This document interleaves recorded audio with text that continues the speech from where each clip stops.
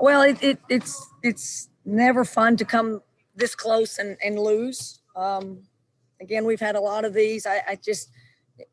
We dig ourselves a little bit of a hole. We don't quite believe, I think, yet that we're as good as the guys we're playing.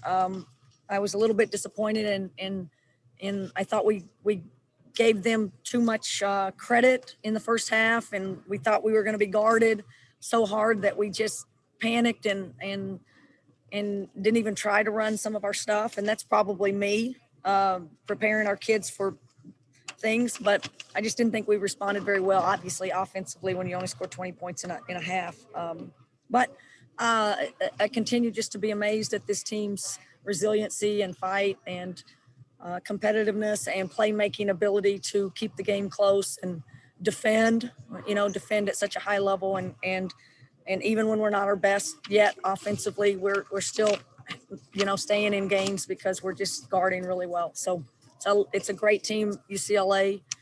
They do a lot of awesome things. They just have big time players that made some huge plays toward the end of the game and overtime. And it's an exciting basketball game. It's good to be a part of it. Walk us through that last sequence there at the end of overtime. Charlize was at the free throw line. She was in a situation where she had to miss the free throw. Crystal comes back, gets the rebound, puts it up with less than about 1.4 left on the clock. Was that something that you guys run a lot in practice, that you work on, or just kind of, was that what was drawn up? Well, we really haven't done too much of it, but again, you play, you've got kids in the gym that are just so high IQ. We did talk about, they called a timeout, so we knew, we were going to cross, but we were talking about if our bigs couldn't get it, to tip it out, because and I didn't even care if it was going to be a three. You had enough time probably to make a tip and get a shot off. And, again, high IQ, gutsy performance by Crystal, who came in from the outside and created a basket. So just, again, so much credit to just heady, smart, thinking ahead kind of players that and again, her sister knows how to miss on the exact side that her sister's going to. So kind of cool. And again, I guess it's a great thing if we're in close games right now with these great teams that we're going against, and maybe we'll get a lot more practice at end of game situations. Kamie, just, obviously the last three games, there's been some issues in the first three quarters, and then you guys are able to come back.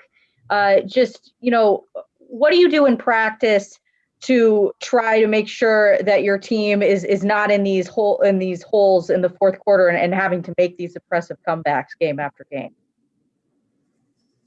Well, obviously, we have, maybe it's just a bad game plan, but defensively, we've kept ourselves in game. So that's been the encouraging part. And I don't know that I would look at it so much as what we're not doing as well. I mean, I think we're a young team and we're going up against, so many different styles of play. And I've got a freshman that's never seen this kind of athleticism and length and things like that. I've got a sophomore JUCO player that's never seen this kind of size and length. A kid that sat out last year that was at a mid-major before. So when your guards are that kind of young,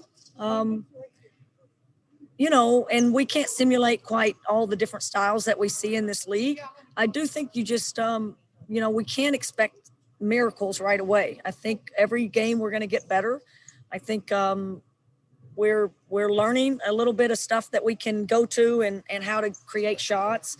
I thought we missed a lot of shots in the first half that I would take any day of the week. Now, are we bad shooters? Do we need to recruit better shooters? I mean, those are all things that, we watch on film and go, well, why did we only have 20 points? Was it just what we ran? Was it us not competing hard? But I do think there was a little bit of an intimidation of, we thought UCLA was just going to be we weren't going to be able to run offense. And I think we gave them too much credit there. And that's just something that maybe I did that to them.